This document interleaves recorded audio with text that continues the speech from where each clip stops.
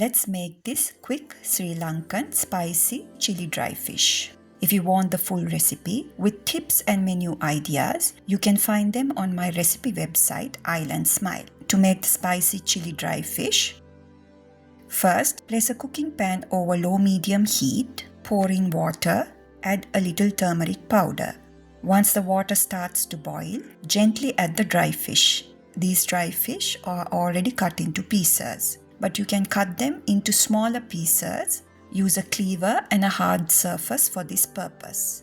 Cook the dry fish for 3 to 5 minutes. This will remove the extra salt used to preserve the dry fish. Use a slotted spoon to remove the fish and set aside. Drain and place the same clay pot or a smaller frying pan over low-medium heat. Add in a few tablespoons of oil. Let it heat. And then add the cooked dry fish. Gently shallow fry until they turn light golden in color. Avoid shallow frying them for a longer period of time, as this will turn the dry fish to become hard.